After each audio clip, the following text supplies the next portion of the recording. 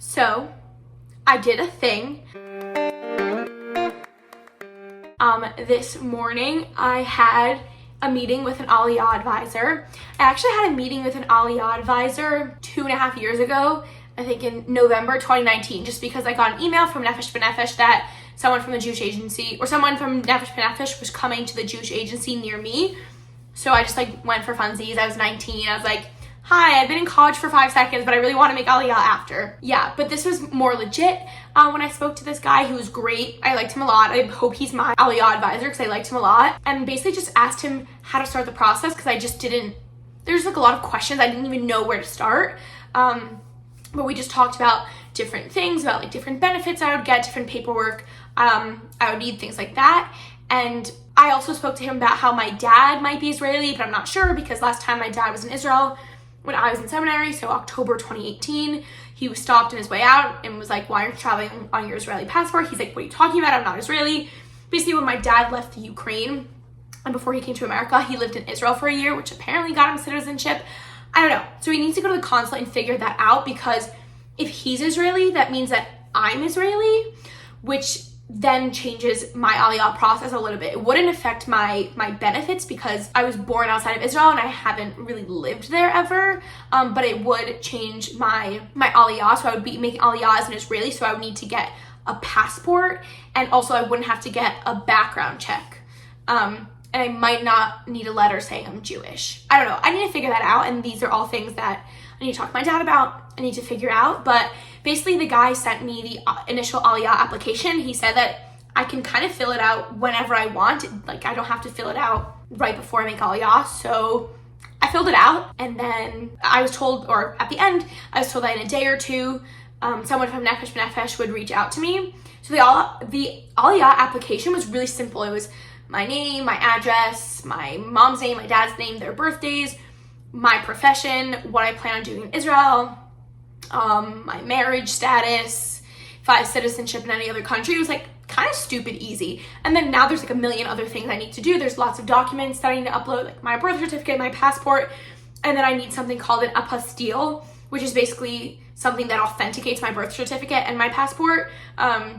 So the Aliyah advisor also sent me a link of how to do that in New Jersey. So I'll deal with that. I'll take you along with all that. But basically, I don't even know when I'm going to put out this video. Today is May 16th, 2022.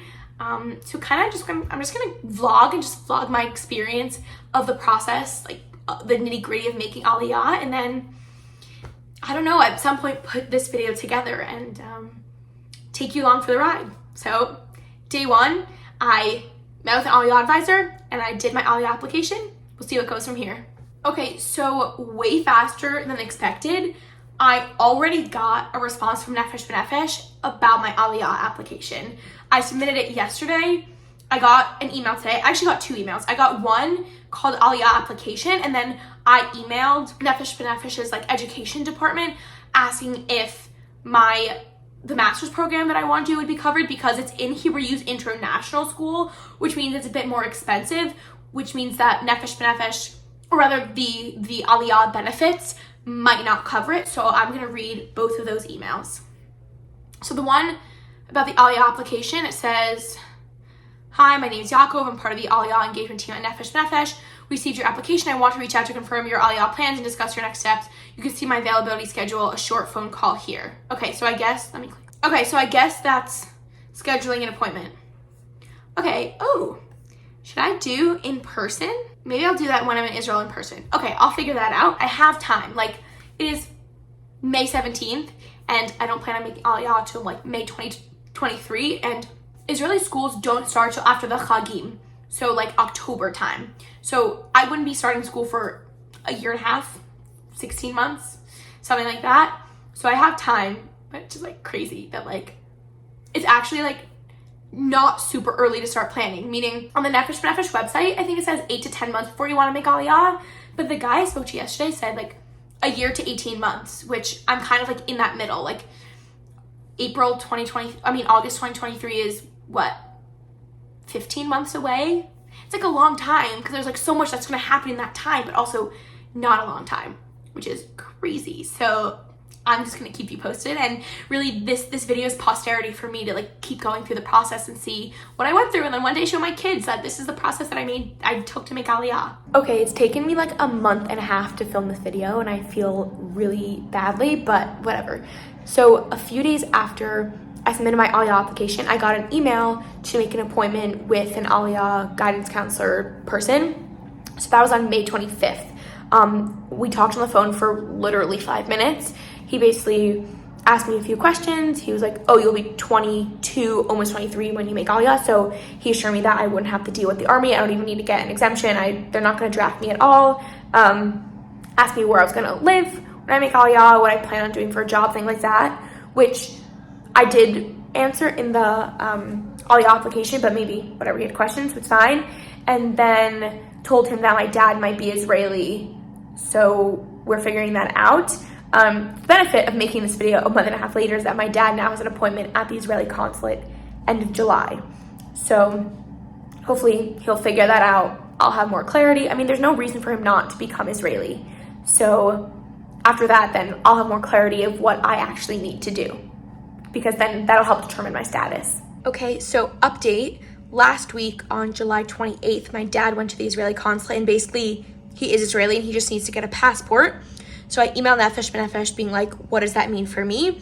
And they told me a bunch of information, which I'm going to read from my computer, which is down here. But basically my status, because my dad is Israeli, is I'm an Ezrach Oleh. I'm going to read what it says on the Nefesh B'Nefesh website. It says, an Ezrach Oleh is an Israeli citizen born abroad to at least one parent who held Israeli citizenship at the time of their birth, either born in Israel or made Aliyah prior to the time of their birth. So basically that's my status. I'm an EO, Ezrach Oleh. And it says under Aliyah eligibility, if an Ezrach Oleh has never held a Teudat Zehut booklet, which is like kind of like a social security, which I never have, they will be held to the same guidelines as an Oleh Chadash. For example, Sal Klita is granted only to those who spent less than 24 months. Basically, even though like I get citizenship because of my dad, I'm still an Olah Chadasha, so I still get all the same Aliyah benefits, which is really nice. And basically, I just need to work on getting an Israeli passport. So that'll be my project for the next few months. There's like a ton of documents I need to get, so I need to start working on that. And then also I need to go to the consulate with my dad for him to sign off that I can be a citizen, and he's like out of the country a lot, so I need to figure out a time that works for us. But that is basically what I'll be doing the next few months. So this is really the actual beginning of my Aliyah process, because I need a passport before I can make Aliyah. I need to confirm all this with Nefesh B'Nefesh, but from the links that they've sent me, I'm pretty sure this is what I need to do. So in order to get a copy of my parents' marriage certificate, I need to get a third-party consent form notarized, because I'm the third party trying to get their marriage certificate. Found that on the New York State website, printed it, had my mom sign it. Didn't think she would have to come to the notary with me. Got to the notary, he was like, you need your mom here. I was really hoping that I could save her the trip to the notary. Apparently not, so when I'm home for Thanksgiving, I will get it done. Hello, I am on Thanksgiving break, and I decided that it would be a good time to like actually start doing stuff for Aliyah. There are certain things that I had at home, like my birth certificate, that I need to be home to get so that I can get an apostille, which is basically an apostille, from my understanding, is an agreement between a few countries that they will accept each other's documents if they have this apostille status. So I know Canada doesn't have it, so if you're from Canada, talk to Nefesh B'Nefesh, they'll help you out. There's that, and then also to get my parents' marriage certificate so that I can get my Israeli passport. I need my mom to come with me to get stuff notarized, and she has to be there because, you know, she was the one that was married.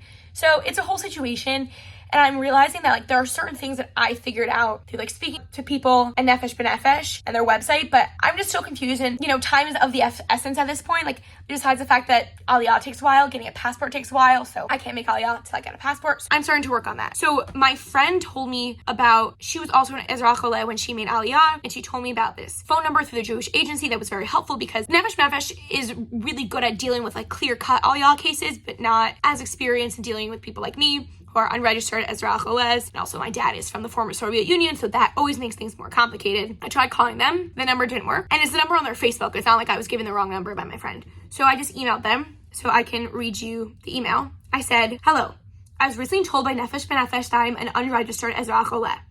I want to make Aliyah in August and have questions about how to do that as an Israeli. In addition, my father, who's recently found out is Israeli, does not have a passport. Can I get a passport if he does not have one? He was born in Ukraine in 1969 while it was the USSR, so not sure if that adds to the complication. Thank you, Hannah. We'll see what happens. So I finally made it to the notary with my mom. So I got the consent form for the marriage request notarized. Sheet my mom had to sign it, and the notary notarized it. And then the notary made a copy of my birth certificate and then notarized that.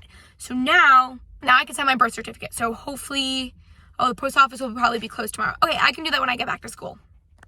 I was getting confused about what type of birth certificate I needed to get an apostille. One person said I need the original. One person said I need a notarized version. So I called today and I was told that I need a birth certificate from the state. So the birth certificate that I have is just from the county. So I need to either order the birth certificate from the state or go to Trenton, the capital of New Jersey, in person and then get it there. And I was told that if I go in person, I'd get it that day. So I think I'm gonna go do that over winter break. I am finally bringing my parents' marriage certificate, or the request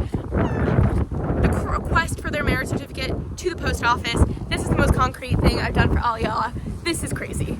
Okay, exciting news and then also annoying. So I got some mail. So I got two things in the mail. I'll tell you the exciting thing. One is they processed my request for my mom's medical records because as an Israeli to get my passport, I need proof that my mom is pregnant with me. It's absurd. It is what it is. They sent me an invoice. So once I pay the invoice, they'll probably send it to me. And then, as you know, a few weeks ago, I sent in the request for my parents' marriage certificate. And then they mailed it back to me with the check saying that I need to pay $65. But on the thing, I think I only have to pay $35. So I'm confused where they're getting $65 from. So today's Saturday night. So I'll call, I guess, Monday and see where this money is coming from and then figure that out, send it back. So I am a step closer, but I just want everything done. Okay, there's a lot to catch up on. I haven't vlogged about this process in a while, so I made a list of everything that has happened basically in the last month and a half that I forgot to vlog, so I'm gonna update you on that. Okay, so on December 20th, I ordered my birth certificate from Vital Check because I realized for the apostille, I needed a state birth certificate and not a county one, and I had a county one. So I ordered it, and it told me that I would take about 30 days. The non-rushed would take about 30 days. So I was like, okay, I'm gonna send it to school. It doesn't make sense to send it home. I'll send it to school, deal with the apostille at home. 2 days later, so on December 22nd, I got an email that it shipped. I was like, okay, that's so annoying. It's nice when things take quicker than you thought, but then I would still have to wait till I got to school to do the apostille, where in theory, before I left for Florida on January 1st, then if I sent it home, I could have dealt with the apostille. So I was like, okay, whatever, it's gonna be sitting at school. Like, I'm not driving a 6-hour round trip to get this birth certificate. It's just not worth it. But then my friend went a few days, she graduated college already, a few days before we left for Florida, actually a week. She went to be with one of the Chabad couples that she's very close with because they just had a baby. So she was helping babysit their other kids and things like that. So I sent her to my mailbox to pick up my birth certificate. And then January 1st, we both flew to Florida, different flights. We flew to Florida to staff a trip. I asked her to bring my birth certificate from school to Florida, and then I took it from Florida back home. Okay, so that happened. Then also on December 22nd, I resent the request for the marriage certificate because I accidentally marked down that I wanted 2 copies, but I really only wanted one, and I only paid for one, so they were like, you didn't pay enough. So I resent that again with the updated, I only wanted 1 copy. My birth certificate came to school December 28th, and like I said, my friend brought it to Florida, and then I brought it back home. So then I was in Florida for about a week and a half, so when I got back from Florida I got back, and then on January 12th, I sent in the apostille request. So what that required was my birth certificate. Maybe I sent an envelope. I think I sent a pre-addressed envelope back to me, and then I had paid for it online, so I sent a screenshot of the email confirmation that I paid for it, sent that to New Jersey, whatever. I found the address online, sent that. Then I think on January 25th or something like that, my mom calls me saying that they sent back my marriage certificate application, not my marriage, my parents' marriage certificate application, saying that I couldn't do personal checks. It had to be a money order, which, number one, why couldn't they have told me that they weren't accepting personal checks when I sent it the second time? Or the first time, why couldn't they have just said, you didn't pay enough, and also you can't do personal checks. So they're like, you have to do a money order. I was like, I don't know what a money order is. Also, I'm back at school at this point.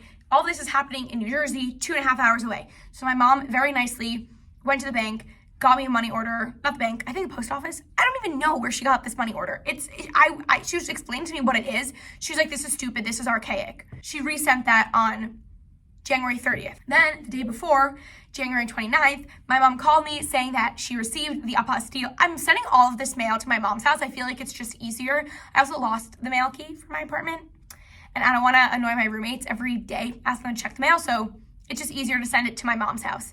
So she called me saying that I got the apostille, the certificate, the whatever. So everything relating to my birth certificate, I'm done with. So that is all of the birth certificate, marriage certificate drama. Then on January 30th, I got a job and a place to live for next year. It's very exciting. I've been working on that for a while, and I figured, listen, a lot of things like grad school and whatever, or grad school or no grad school, I can figure out. I just need a source of income, even though it's minuscule, and a place to live. So thank God that all worked out. So then also on January 30th, I finally called to follow up with the divorce certificate because I sent in that request November 30th, hadn't heard anything. And they said 4 to 6 weeks, but max 8. I was like, okay, it's been 2 months, I need to call. So I called and called and called, and I tried calling twice, and I was on hold for 45 minutes. The second time I held through, finally got on to speak to a person, and they said maximum it would be 8 weeks. I'm like, it's been 2 months.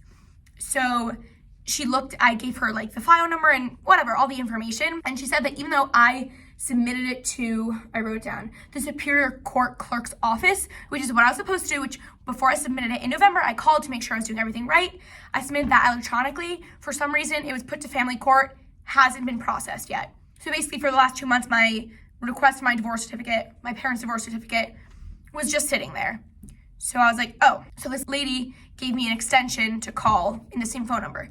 I called, no answer, left a message. Next day, I call, left a message, no answer. Finally on Friday, this was on Monday, Friday, so that was February 3rd, I call again, finally get through to someone, and the lady's like, can you come into the office? I was like, no, that's why I did this electronically. Besides the fact that I'm 2.5 hours away from home, I live 2 hours from Trenton. No, I cannot get to Trenton. Actually, technically, it would be Passaic County, which is 30 minutes away, but still, this is absurd. So she gave me another extension to call. I called twice on Friday, left 2 messages, nothing. Today is Sunday, so I'm gonna follow up on Monday.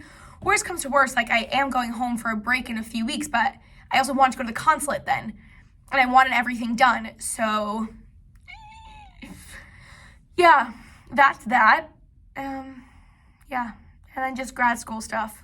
So before I can get the apostille, my parents' marriage certificate, I need the county clerk something, so that's where I just was, and I got it. And pro tip, bring cash, because even though the letter said that they would take card, they weren't taking card, so I had to run out to an ATM, and it wasn't my bank ATM, so I had to pay $3 for the transaction fee, and then I had to pay $3 for the city clerk thing. So I don't know, basically I spent $6 on the city clerk thing, so just bring cash. It is February 28th. There is a winter wonderland outside. I spent a solid amount of time cleaning off my car.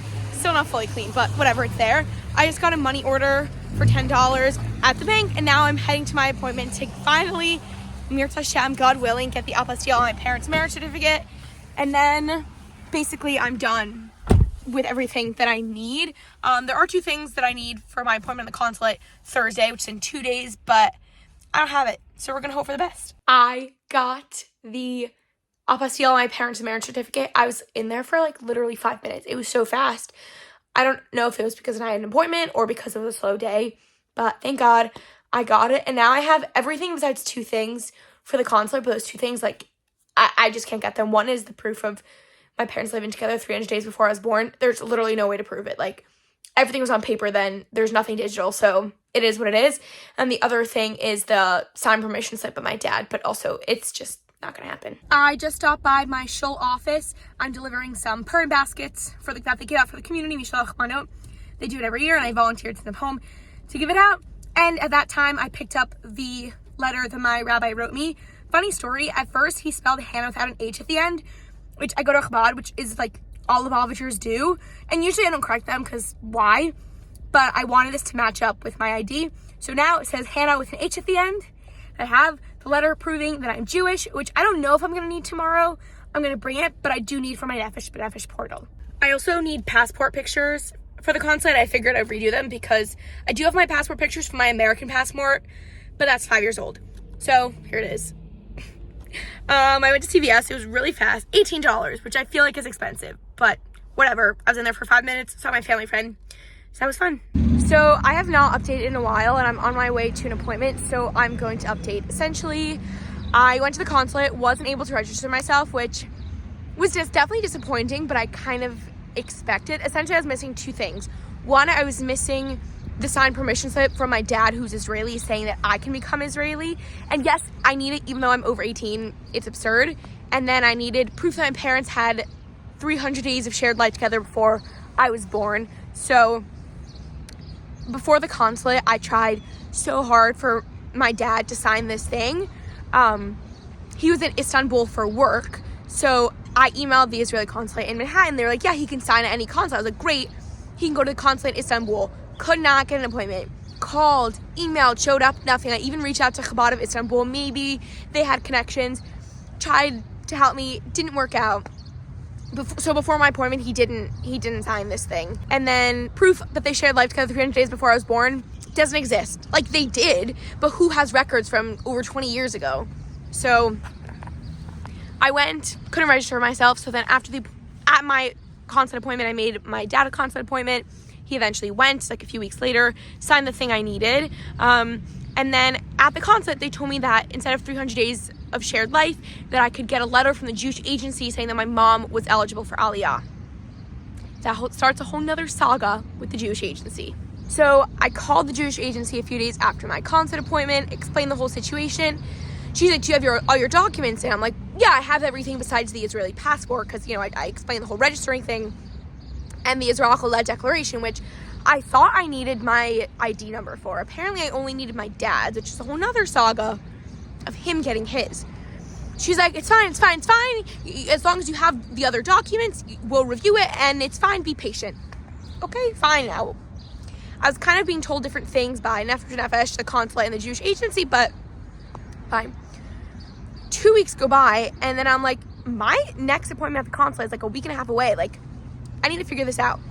So, and no, before that, I called again, and I was like, hi, I need to get a letter for my mom. And the same lady I spoke to was like, have your mom call. Fine. So my mom calls, and she's like, yeah, you'd have to have your documents. And I'm like, I do, besides these 2 things. Okay. So then, again, it's like a week before my appointment, and I'm like, I need, like, what's happening? So I call, and the lady's like, you don't need to register. Just do this process. I was like, but Nefesh literally told me that I need to register. Don't worry.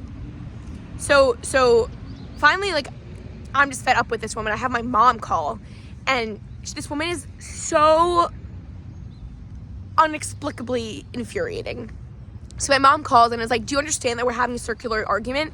So then my mom has a brilliant idea to talk to her supervisor. And he was like, yeah, fill out this Israel declaration, and then we'll go from there. So then it was a whole process of getting my dad's Yahoo number, because I texted him, and I remember him telling me in 2018 when he found out he was Israeli, they gave him his ID number. That's what I remember him telling me. So, and then he also had just gone to the consulate, so I assumed they gave him his ID number, because when I was there, they wouldn't give me his ID number, which makes sense. It's essentially his social security number. So I text my dad, hey, do you have your Israeli ID number? He's like, yeah. I said, oh, great. What is it? I need it for a form. He goes, I don't know. The consulate has it. So then I had him call the consulate. Obviously, they didn't call. Emailed. Eventually, they called him back. Today is Monday, so a week ago. Today is Pesach. It's April 10th, but I'm just kind of catching up on the last months of things when I didn't vlog. So finally, he gives me this ID form, this ID number. I send in the form. The next day, I get an email.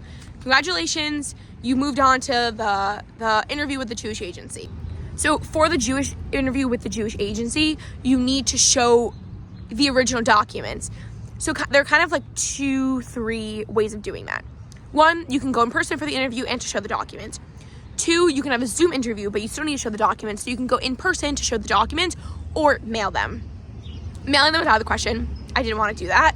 Mailing like my birth certificate. I'm not doing that. Then I was like, oh, maybe. And then I looked at the appointments for the showing the documents in person and interview in person, they didn't have that till May. Then I couldn't do that until after graduation, and that's just a whole situation.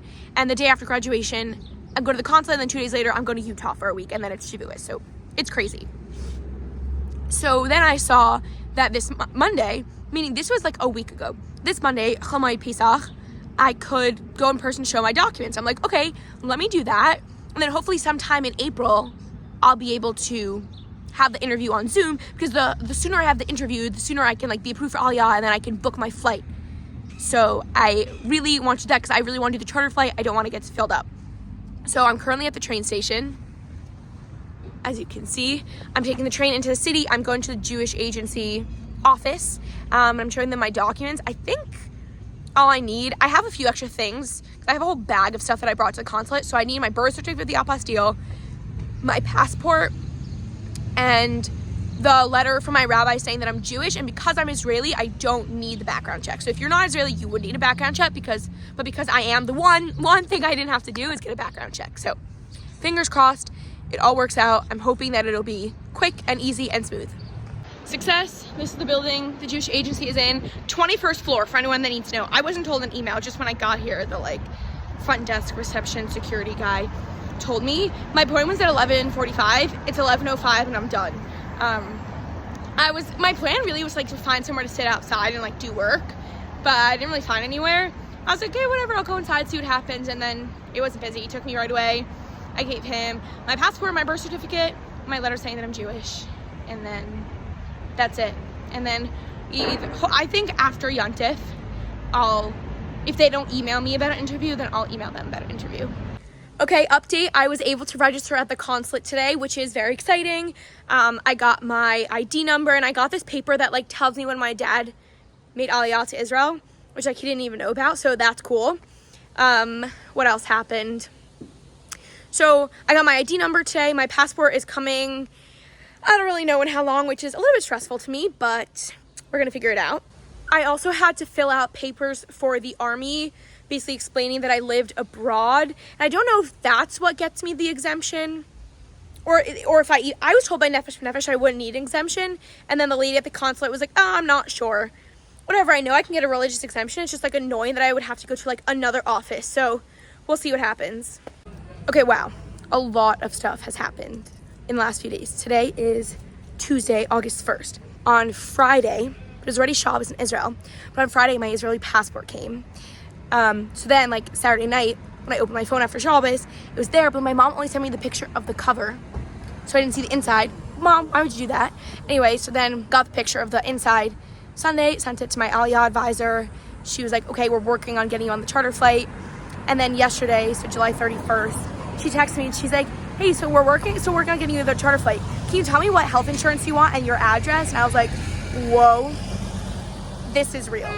And then I just dropped off my stuff at where I'm going to be staying. Basically, I'm in Israel right now. I was working on a summer program, coming back to America for 2 weeks, and then coming back. So why would I bring stuff back to America? So I just left it at where I'm going to live, and things are getting real. Aliyah update. I'm back in America. On August 1st, I got approved for Aliyah. August 2nd, while I was had just boarded the flight from Israel to America to fly back for 2 weeks, I got the confirmation that I'm on the charter flight. This is crazy. On Sunday, I have a Zoom for logistics, and then basically just packing. So I made Aliyah 3 weeks ago today, and I don't really know how to conclude this video because I started it almost a year and a half ago. So yeah, I made Aliyah, just dealing with a lot of the logistics of making Aliyah, signing up for Ulpan, healthcare, bank, etc., etc. Thank you for joining my story. In, I don't know, a week or two, I'm posting a vlog of like the few week or so leading up to my Aliyah. So if you're curious what I did to prepare, packing, you should watch that video. Thanks for watching my journey, and hope to have you stay around.